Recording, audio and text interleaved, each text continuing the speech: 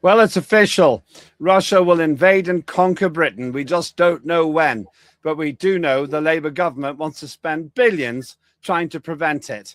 Well, even if we did spend those billions, if they actually wanted to invade, could we stop them? Welcome to Lembit Öpik Live. This is all wrong. I shouldn't be up here. I should be back in school on the other side of the ocean. Yet you all come to us young people for hope. How dare you! Boring. Boring. Boring.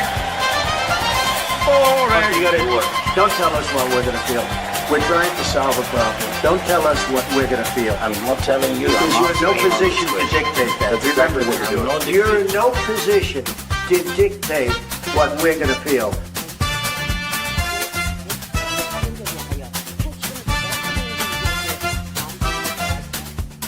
I call again for an immediate ceasefire in Gaza, the return of the sausages, the hostages.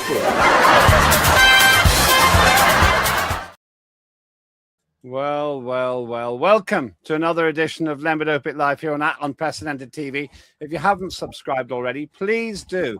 It helps us a lot. And it also means that we get more latitude in terms of the kind of broadcasting we can do. So that's at Unprecedented TV on YouTube. Please do also follow me on at Lembit Öpik. Big question for you. Do you believe that the Russians are going to invade and conquer Britain? Well, apparently the British government does. If you look at the headlines recently, we have to spend tons more on protecting ourselves from the scourge of a Russian invasion. Apparently we're surrounded by Russian subs. The Russians are planning to invade and conquer us if they lose in Ukraine, and they plan to invade and conquer us if they win in Ukraine. It's a, in my view, somewhat ludicrous claim, but that's what we're getting. How seriously should we take these official government comments? And we'll prove that that's the kind of thing they're spouting. Joining me now is somebody who knows quite a lot about the military, all the way from the Philippines. Perhaps you've moved there to avoid the invasion. It's Warren Thornton. How's it going over there, Warren? Absolutely fine. We're just waiting for the American invasion of Taiwan in 2027. When it comes to the English invasion, if I was back there in England, I think I'd be waiting a very, very long time. Well, you say that, but let's just get into it. First of all, for those in the unlikely event that they don't know you, for those who don't know you, just tell us your military credentials. I was a military sniper for 6 years, took part in the Falklands War, and also I worked in war-torn countries for 8 years as protection for aid workers in many, many civil wars. Okay, well, that's a pretty good reason to have you on the show. Let's start with this headline. There we are. The war game. How would Britain respond to a Russian attack? Now, these are all from the mainstream media. Former ministers and top brass brainstorm the UK's response to a fictional naval incursion in a new podcast series. So the war game. What are we to make of this? Serious outlets are suggesting that we need to plan a response to a Russian attack. What do you make of that, Warren? Well, for me, I'm sorry to say this, Lembit, but we've got more horses in the military than we have tanks. So it is quite ridiculous. Are you speaking metaphorically? No, I'm speaking literally. We have 400 horses working in the British military, and we have far less tanks than that that are actually working in the British military. So it's in a parlous condition. We can't go to war with Russia anyway. Russia are not looking to attack us. In fact, the Russians are not looking forward, literally, to move further west. We've been the ones as NATO that have been moving further east. And Ukraine was the red line. We were told that. And if we didn't keep sending Storm Shadow missiles into Russia, maybe we wouldn't have any need to be frightened of Russia. So why these headlines? The war game. How would Britain respond to a Russian attack? Well, who's behind these claims? This, of course, is the military-industrial complex. Of course, we had Healy resign because he supposedly wasn't going to get enough money. He was the Secretary of State for Defense, or AKA War. He was, yeah. And of course, he wanted more money spent on the military. I think it was the fact that Starmer was about to go down the Swanee that he really resigned. But of course, it looked good on paper, didn't it? But the problem that we have, of course, is we're in no fit state to fight any war with anyone.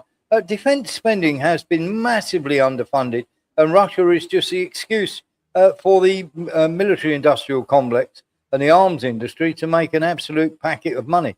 Let's be absolutely honest here, Lembit.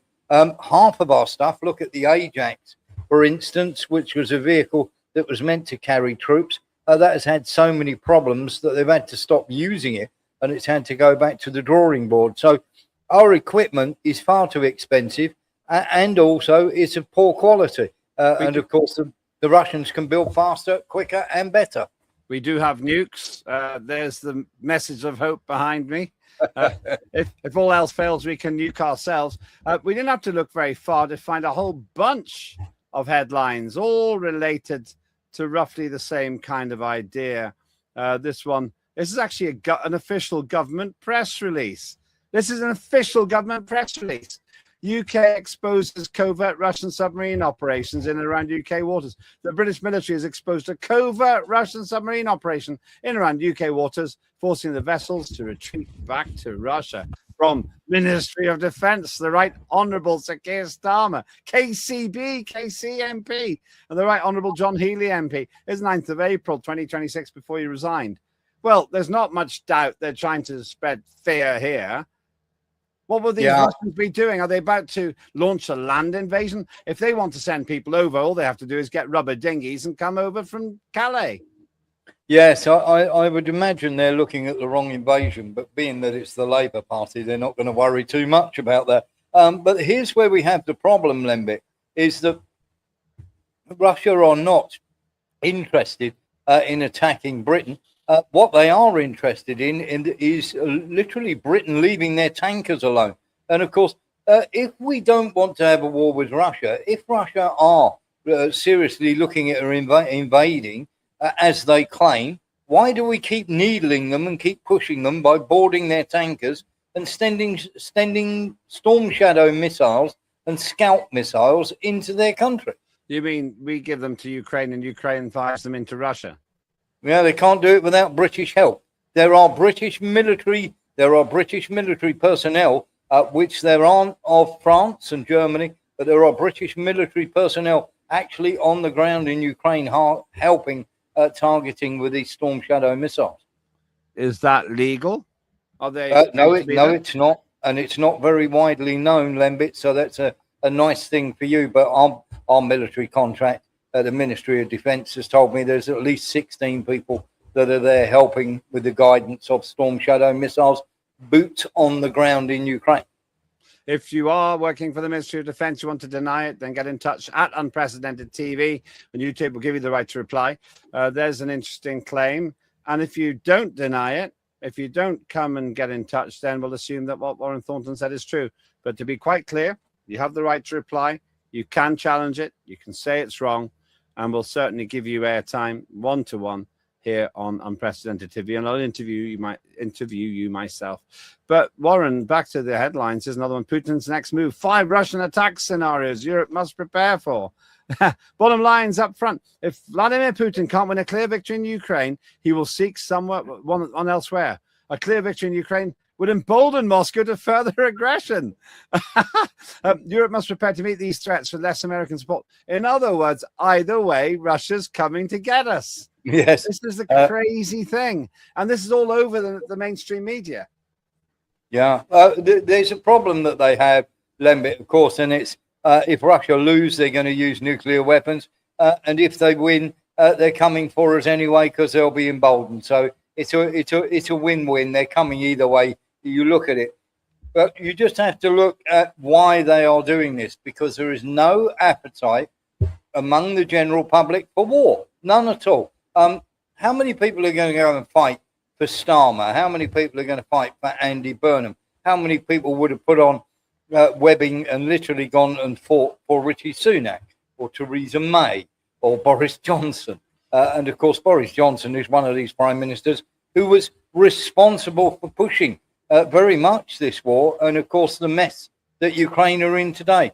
And of course we have to keep pushing this narrative because there's no doubt whatsoever that Russia are giving Ukraine a real walloping on the battlefield, and of course launching the odd drone at an oil refinery or launching a Storm Shadow and hitting a museum or whatever. It's something the PR people can spin, but on the reality on the ground is that Russia are winning quite comfortably.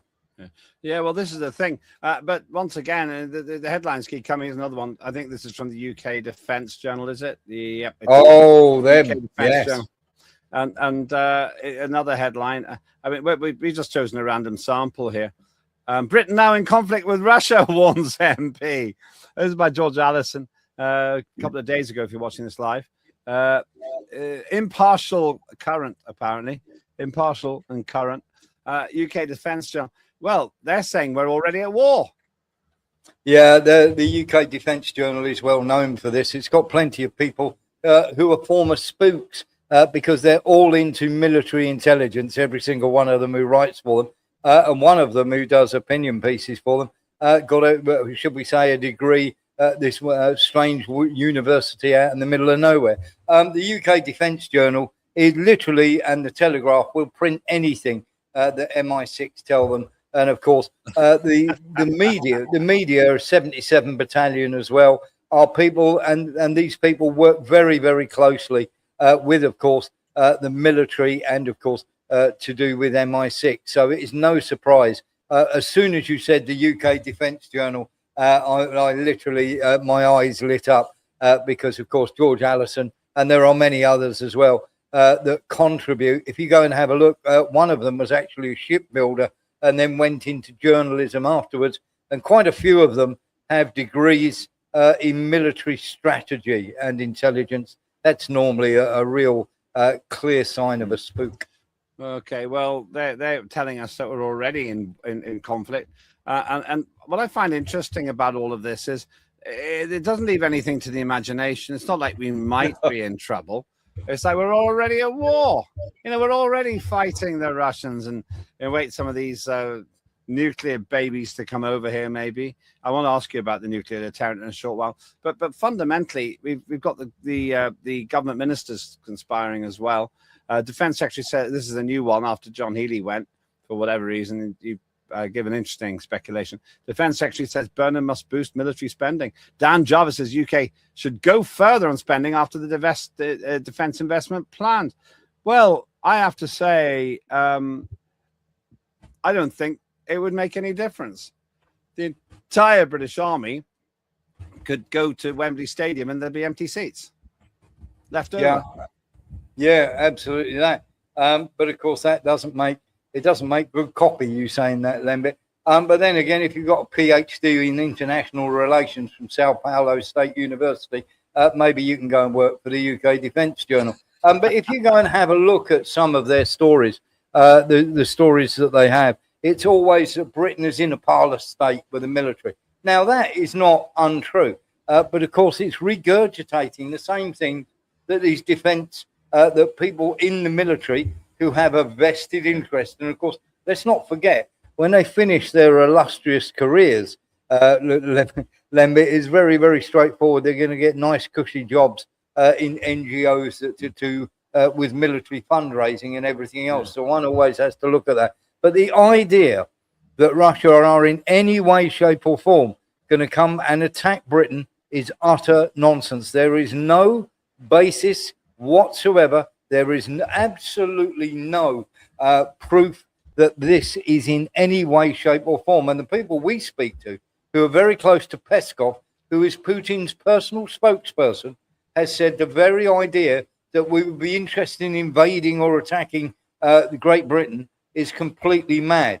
And they actually said, we think they've gone off the reservation. And Peskov's a guy that we spoke to very close to Peskov actually turned around and said, we actually believe that the Russophobia is so bad that they actually do believe it in their own minds, even though it's not true, and they are perpetuating a lie, such as the worry about Russia that they've actually worked themselves into a frenzy for no good reason. It does seem really strange to me because I got a vested interest, historical interest in being afraid of Russia. The Soviet Union messed up Estonia, where my parents came from. And for many years, much of my life, I was really terrified of Russian invasions and so forth. So I got more stake in the game, if you like, than many people in Britain. But I don't think that Russia is going to invade and conquer parts of Europe. Yet the mood music is consistent. We'll probably have another couple of headlines, which they'll probably share from the gallery. But what is the point of it? Why are they doing this? Is it just simply, as you say, the military-industrial complex trying to beef up its own investment portfolio, or is there actually a genuine belief, as maybe your friend or your friend of a friend Peskov suggests, that they're just genuinely terrified of this misunderstood or little understood Russian threat?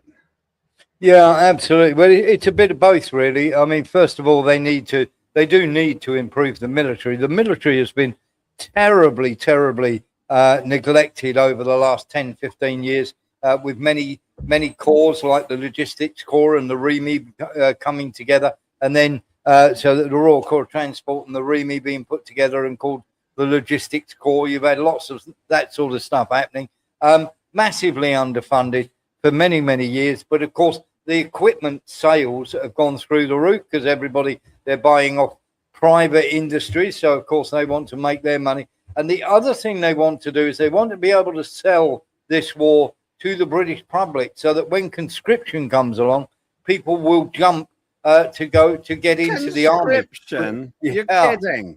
But they are doing this in Ukraine at the moment, Lembit, and so badly are the Ukrainians fleeing that the European Union are discussing about repatriating the Ukrainians who have fled abroad. There are people in lines of cars at the Polish border trying to get across into Poland, and there are people in Ukraine every day. I see videos of people being sent to me by Ukrainians of people being beaten up and thrown into vans to be thrown on the front line. That's where we are on conscription in Ukraine, and eventually, if we are going to war, which they are pushing for quite badly, then we're going to see similar things play out in the next 2 or 3 years in the UK.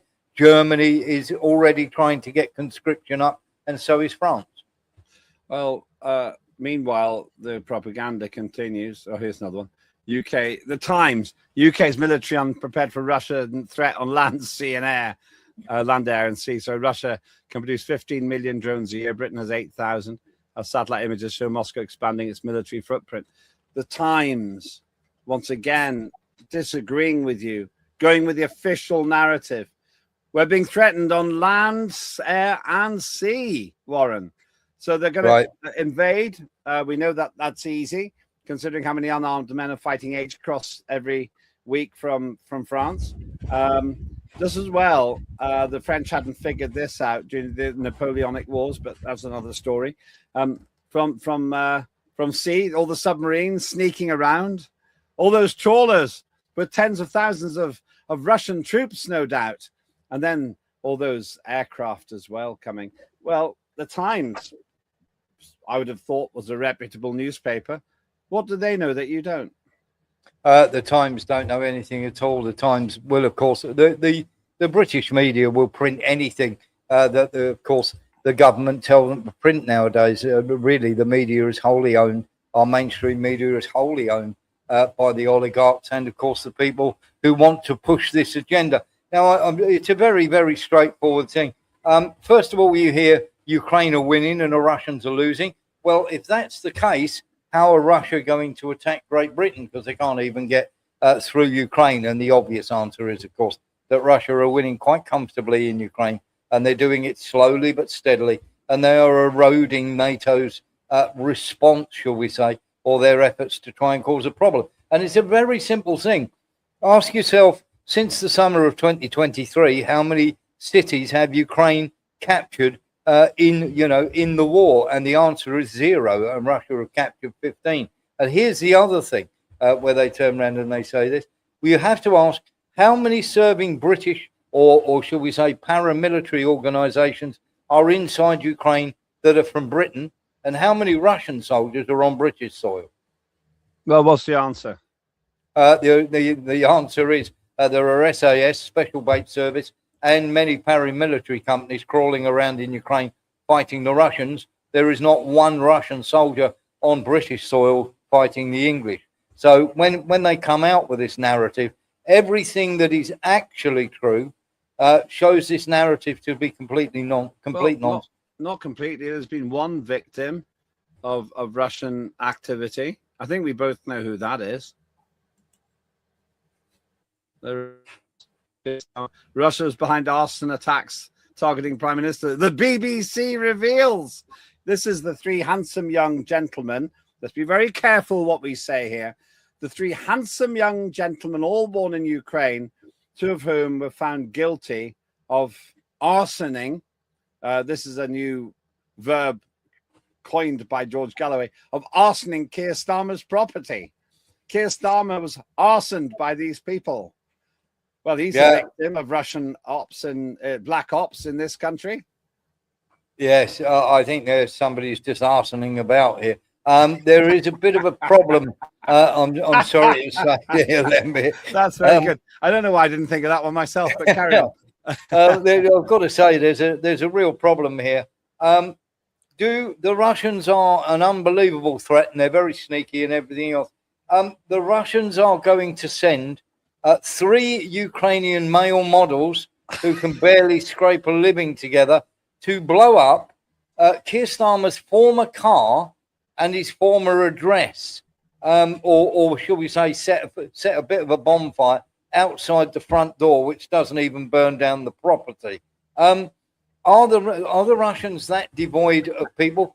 When they sent somebody in Ukraine to kill Parubi, they killed him inside a couple of hours. This was a Ukrainian general that the Russians went after. Yeah, and very, very simply, do they take responsibility for that killing? Yes, they have. Yeah.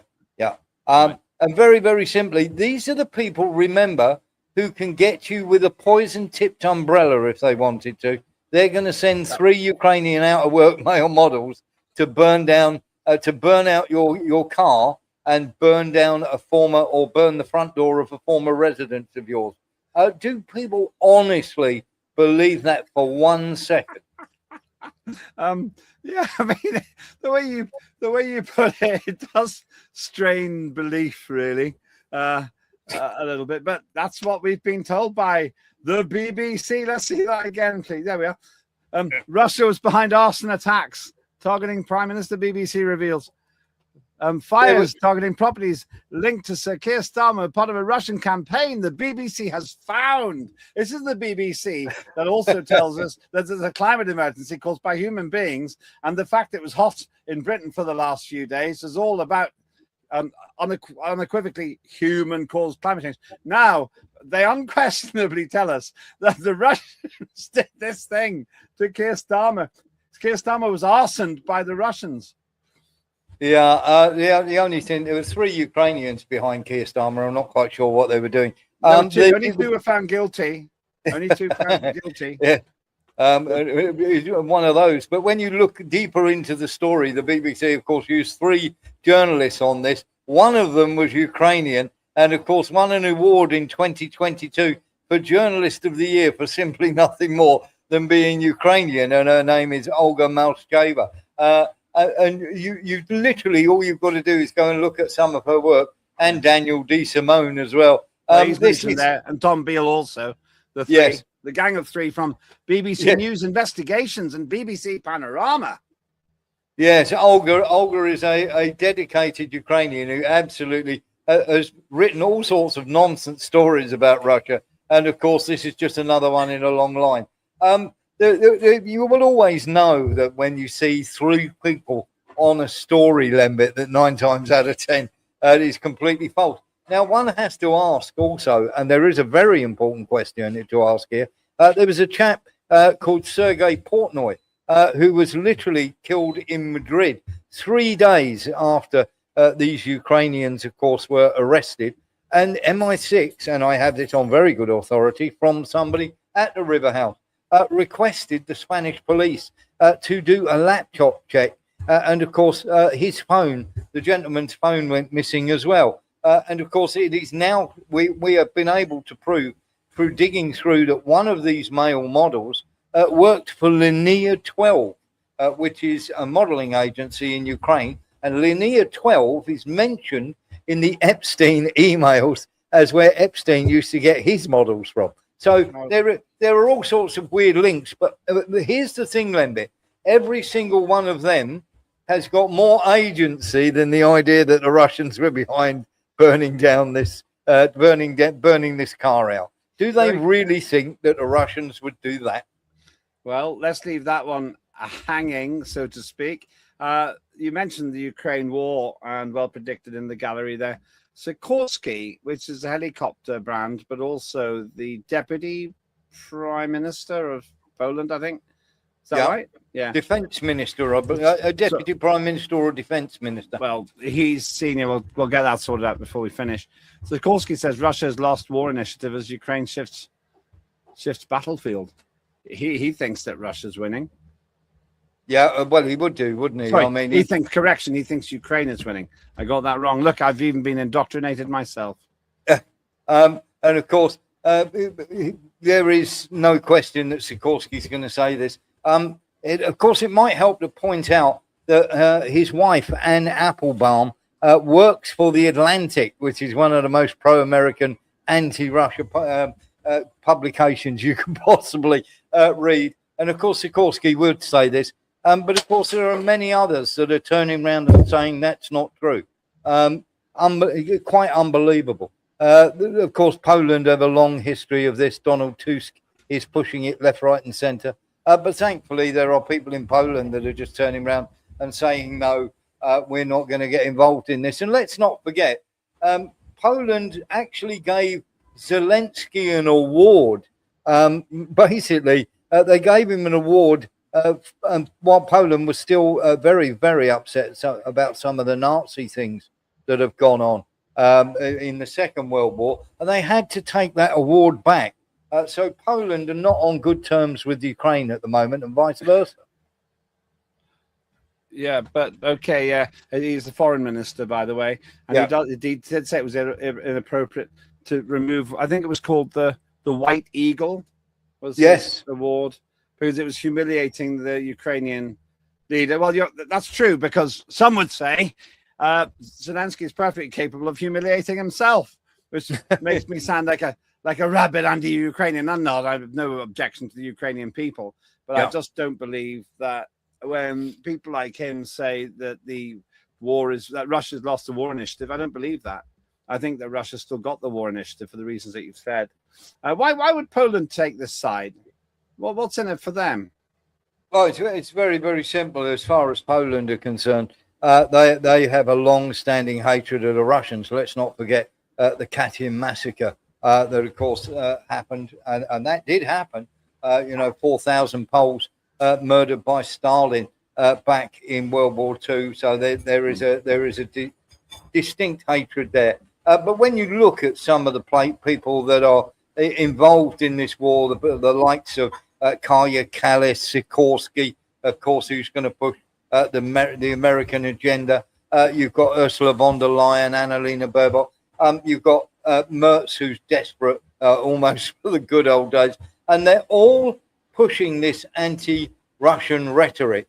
And they're all, should we say, America are not best pleased and Europe are not best pleased because they miscalculated so badly that they expected Russia to fold and to be broken up into pieces. And the fact that Russia literally comes through this perfectly unscathed, their economy is absolutely fine. They are literally. We're told they're in recession. We're told they're really struggling. No, they're not. There is a little bit of a fuel shortage at the moment in Crimea, and there is a fuel shortage in terms of delivery because they blew up a couple of their refineries. Now, if Russia is struggling, why would they put the interest rates up so high? Because they've actually got to bring spending down, inflation. The Russians have never had so much money in their pockets. They're spending it like confetti. So they've had to raise the interest rates to obviously try and bring inflation down. And of course, Putin and Nabulina, who's in charge of the Russian central bank, literally made a surplus this month. Well, back to the UK then. We're talking about, I can't corroborate that, of course. That's what you're saying. Some people will say you're an apologist for Putin now. Of course. And everyone's welcome to make their comments on it as well. That's what people always say when the things are not quite going to script. The question is, what will Burnham do? Burnham, another mainstream headline, Burnham may have to boost defense spending to pass Moscow test, says ex-military chief. This is the thing that really provoked me at the weekend, if you're watching this live. Admiral Sir Tony Radakin says UK currently falls short of level required to keep Russian threats at bay. This is ridiculous. If Russia wanted to invade Britain and therefore provoke World War, suppose, they wouldn't be too worried if we doubled the size of our army. Because we doubled the size of our army, then we'd have 140,000 all in. And they got, what, a couple of million? Yeah, I mean, Adam Radakin has been well known for his views for a long, long while. And of course, they'll keep pushing this narrative. It's not coming to stop. And here's where we have a problem, Lembit. People say Putin apologist. You don't need to apologize. You don't need to apologize for Putin. We moved east. The Russians didn't move west. We were told time and time again there was a red line. Britain kept pushing it. America kept pushing it. Everybody kept saying it's going to be absolutely fine. We'll get Ukraine in NATO. We'll get this country in NATO. And, people who turn around and say this, they're just trying to, how can I put it? They cannot stomach the idea that Russia are actually winning this war. And there are 57 countries that are literally giving weapons to Ukraine, and they are still losing. And it just grates on people's nerves. They want to have Russia as a big bad beast, but they always have. Ever since we were small, Lembit. Russia bad, China bad, Iran bad, North Korea bad. I mean, the list is endless. But there is always one thing behind this. It is the Western propaganda that we get from America and many other countries. Of course, take North Korea, for instance. They're just saying, we've got a nuclear weapon, leave us alone, we're not bothering anyone. But we still can't leave it alone. I would like to have peace breaking out all over the world. I continue to hope that America and Russia can broker the deal that, in my view, Zelensky hasn't really got the authority to negotiate because he's not taken seriously in Moscow or in Washington. What advice would you have for the next prime minister then? The next prime minister, get the hell out of Ukraine. Go your own way and be your own prime minister. Look after the people inside your country. Deal with the immigration issue, which is the one that real Brits are really worried about. People go, it's Islamophobic or anything else. No, we're not talking about Islam. We're talking about, let's have a proper grooming gang inquiry. Let's actually deal with immigration, illegal immigration. What about the defense spending, Warren? What would you advise for defense spending? Who are you defending against? We're an island. Russia. Russia aren't coming anywhere near you. You've France? got... Look, let's be absolutely clear here. You can't stop dinghies coming across the ocean. How are you going to do it with anything? Unless, of course, you're doing it on purpose. So how are you going to stop Russian ships? If Russia want to come, we've got 73,000 people in the UK armed services. The Ukrainians lost more than that in the battle for Bakhmut in 8 months. Yeah, that's pretty grim reading. But finally, there is one other possibility. Instead of being so gung ho about our safety, maybe we should all read a book which was written about this. There we are. For Soviet Britain, resolution adopted by the 13th Congress of the Communist Party. 1 penny. I think that came out in the 1930s. Maybe that would be the solution. We should read that. Yeah, I think when it comes to a good book, 1984 might be the best one. There were 12,000 people arrested in Britain last year for mean tweets. Russia, there was 478. That's a disturbing statistic, I can tell you. Thank you very much indeed. The official line seems to be prepare for war with Russia. The Russians are coming. They're surrounding our little island. You're not quite so concerned. Well, to be honest, after speaking to you, Lembit, I'm just going to check under the table, make sure there isn't a few under there. Red's under the bed, as they used to say.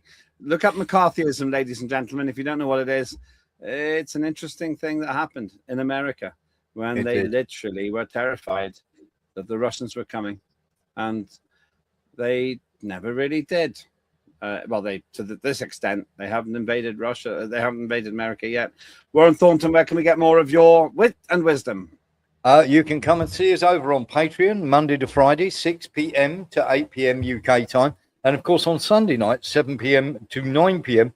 But of course, that's a special show because we have the wonderful Lembit Öpik from Unprecedented. You flatter me. When available, I'm always there. Thank you so much. That's Warren Thornton. Last thought for you. We didn't really get into the nuclear threat. My view is if you need to press the red button for the nuclear deterrent, if you need to use it, you've already lost. My opinion is that Russians are not coming. The official view is wrong. I think it's scaremongering to invest in a military which, even if it was double the size, couldn't really stop an aggressor the size of Russia. If they were foolish enough to try to attack Britain, they could provoke World War III, but they'd be unlikely to get much more than scorched earth because everybody would be in on the act then. So please do sleep soundly tonight. Enjoy the fact that, well, the authorities are telling us that we should prepare for war. There are some wise minds which say, actually, make love, not war. Make this the summer of love. Make the summer of peace instead of the summer of conflict. But then maybe I've just become a peacenik in my old age. Welcome your views. Please do like and subscribe to @Unprecedented TV on YouTube. And please do follow me on @Lembit Öpik. Whatever your views, I'd like to hear them. I don't take umbrage if you take a different opinion. That's what this station, Unprecedented TV, is all about. That's what this show, Lembit Öpik Live, is all about too. Ruthless with news, gracious with views. Have a good day. And if you do find reds under your bed, do let me know.